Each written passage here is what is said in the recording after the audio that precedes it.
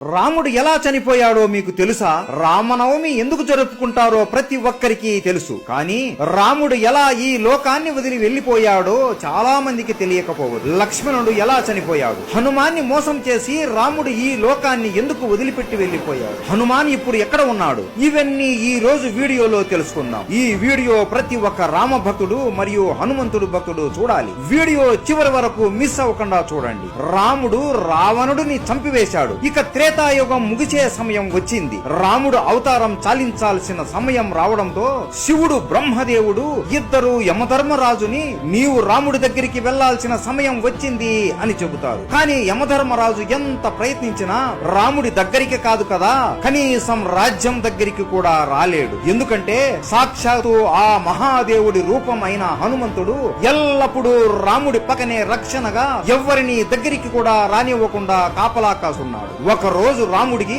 శివుడు కలలోకి వచ్చి నీ అవతారం చాలించే సమయం వచ్చింది రామా, యముడు నీ రాజ్యం బయట ఎదురు చూస్తున్నాడు, కానీ నీ ప్రాణానికి హనుమాన్ అడ్డుగా ఉన్నాడు అని అంటాడు. అప్పుడు రాముడికి అంతా అర్థమయ్యి మరుసటి రోజు రాముడు సీత ఇచ్చిన తన ఉంగరాన్ని తీసుకుని ఒక రంధ్రంలోకి వేసి హనుమాన్ని పిలుస్తాడు. హనుమా, సీత ఇచ్చిన ఉంగరం పొరపాటున ఈ రంధ్రంలో పడిపోయింది, దయచేసి నువ్వు వెళ్లి నా ఉంగరాన్ని కనిపెట్టి తీసుకుని రాగలవా అని అడగగా, ప్రభు అంతేనా, దీనికి మీరు నన్ను ఇంతగా అడగాల, మీరు ఆజ్ఞాపిస్తే చాలు, నేను వెళ్లి తీసుకుని వస్తాను, అలా వెళ్లి ఇలా తీసుకుని వస్తాను ప్రభు అని అనగా హనుమాన్ తన శరీరాన్ని ఒక చీమ అంత చిన్నగా మార్చుకొని ఆ రంధ్రంలోకి దూరుతాడు. అలా వెళుతూ వెళుతూ ఆ రంధ్రం పాతాళ లోకానికి దారి తీస్తుంది. అక్కడ నాగలోకానికి రాజు అయిన నాగరాజు ఉంటాడు. ఆయన దగ్గరికి వెళ్లి నమస్కరించి, నాగరాజా, నా రాముడి ఉంగరం ఒక రంధ్రంలో పడి ఈ పాతాళ లోకానికి వచ్చింది, ఆ ఉంగరం ఎక్కడ ఉందో మీకేమైనా తెలుసా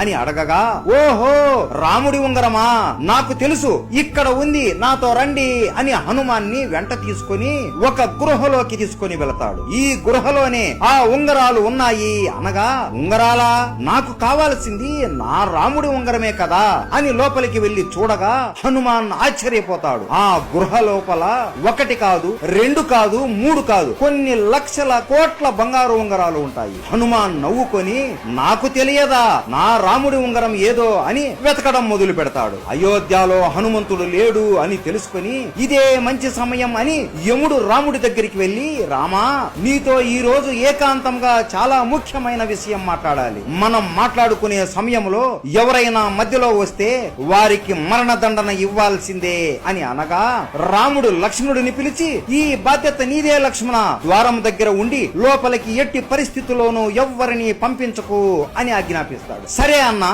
అని లక్ష్మణుడు ద్వారం దగ్గర నిలబడుకొని ఉంటాడు. లోపల యముడు రాముడితో ఇలా అంటాడు, స్వామి, శివుడు మరియు బ్రహ్మ ఆజ్ఞ వలన నేను ఇక్కడికి వచ్చాను. మీరు ఈ రాముడి అవతారానికి ఉన్న కార్యం ముగిసింది. ఇక మీరు విష్ణు రూపంలోకి మారి వైకుంఠానికి రండి, లక్ష్మీదేవి మీ కోసం ఎదురు చూస్తూ ఉంది అని అనగా రాముడు నవ్వుతూ సరేయమా అని అంటాడు. ఆ సమయంలోనే మహాకోపిష్టి అయిన దుర్వాస మహర్షి రాముడితో మాట్లాడడానికి అక్కడికి వస్తాడు. కానీ లక్ష్మణుడు, స్వామి, ఇక్కడ రాముల వారు ఏకాంతంగా ఉండాలి అనుకుంటున్నారు, మిమ్మల్ని ఇప్పుడు లోపలికి పంపలేను అని అనగా దుర్వాస కోపంతో, నేను ఇంత దూరం నుండి రాముడితో మాట్లాడడానికి వస్తే నన్ను లోపలికి పంపకుండా అడ్డుకుంటావా?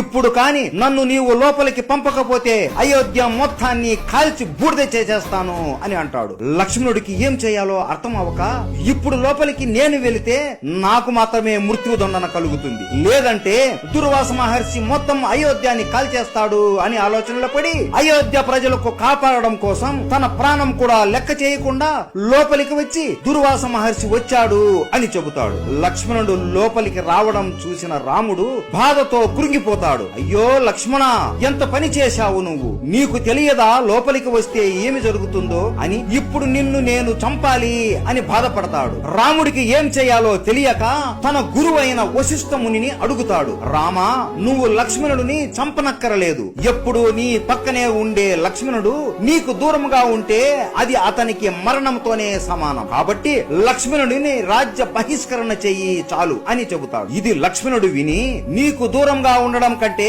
చనిపోవడమే మేలు కదా అన్నా అని సరయూ నదిలో జల సమాధి అయిపోతాడు. ఇది చూసి అతని భార్య ఊర్మిళాదేవి కూడా జల సమాధి అయిపోతుంది. ఈ రెండు మరణాలను హనుమంతును చూసి రాముడు బాధతో కురింగిపోతూ నేను కూడా జలసమాధి అయిపోవాలి అని సరియు నది తీరం దగ్గర నిలబడుకుని ఉంటాడు. ఇదే సమయంలో పాతాళ లోకంలో హనుమంతుడు ఏ ఉంగరం చూసినా నా రాముడి ఉంగరం లాగానే ఉంది అని వెతికి వెతికి అలిసిపోయి, ఓ నాగరాజా, ఏ ఉంగరం చూసినా రాముడి ఉంగరం లాగే ఉంది, అసలు ఇన్ని ఉంగరాలు ఇక్కడికి ఎలా వచ్చాయి అని అడుగుతాడు. అప్పుడు నాగరాజు ఇలా వివరిస్తాడు. త్రేతాయుగంలో విష్ణు రూపమైన రాముడు జన్మిస్తాడు. ఎప్పుడైతే ఒక బంగారు ఉంగరం పాతాళ లోకంలో పడుతుందో దాన్ని వెతుకుంటూ ఒక వానరం వస్తుంది. అప్పుడు భూమిపైన రాముడు అస్తమిస్తాడు. దాంతో త్రేతాయుగం అంతమవుతుంది. హనుమ, ఇక్కడ ఇన్ని ఉంగరాలు ఉన్నాయి అంటే ఇన్ని సార్లు రాముడు అస్తమించాడు, అన్ని త్రేతాయుగాలు ముగిశాయి అని అర్థం. జీవితం అంటే ఒక చక్రం హనుమ.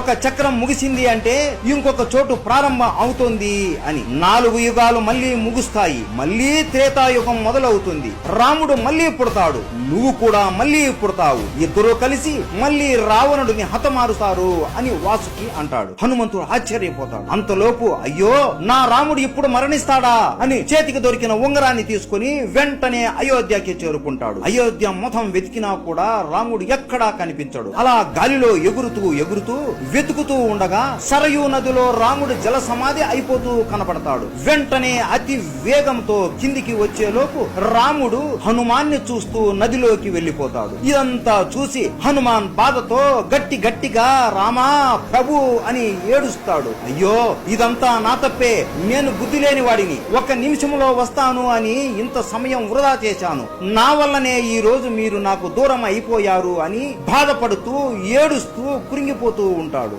అప్పటికే రాముడు విష్ణు రూపంలోకి మారిపోయి ఉంటాడు. హనుమాన్ బాధని చూసి ప్రత్యక్షమై, హనుమా, ఇందులో నీ తప్పు ఏమీ లేదు, ఇదంతా జరగాల్సిందే, నువ్వు ఎంత చేసినా జరిగిన దానిని మార్చలేవు అని అంటాడు. ప్రభు, నేను కూడా మీతో పాటే మీ దగ్గరికి వస్తాను అని అనగా, లేదు హనుమా, నీలాంటి భక్తుడు ఈ భూమి మీద ఉండి ధర్మరక్షణ చెయ్యాలి, నువ్వు ఎప్పటికీ చిరంజీవిగా ఉండి ప్రజల్ని కాపాడుతూ ఉండు అని అంటాడు. సరే ప్రభు, మీ ఆజ్ఞ అని హనుమాన్ ఆ ఉంగరాన్ని తన వేలికి తొడుగుకొని హిమాలయాలలో రామనామాన్ని జపిస్తూ ఉంటాడు. ఇప్పటికీ కూడా మన హనుమాన్ రామనామాన్ని ఎవరు జపించినా ఆయన అనుగ్రహాన్ని మనకి ఇస్తూ మనల్ని కాపాడుతూ ఉంటాడు. ఇది రాముడు మరియు లక్ష్మణుడి మరణం వెనక ఉన్న కథ.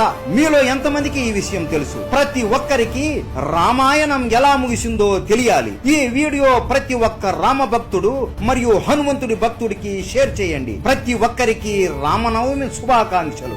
రాముడు అంటే ఇష్టం ఉంటే జై శ్రీరామ్ అని కామెంట్ చేయండి. జై శ్రీరామ్.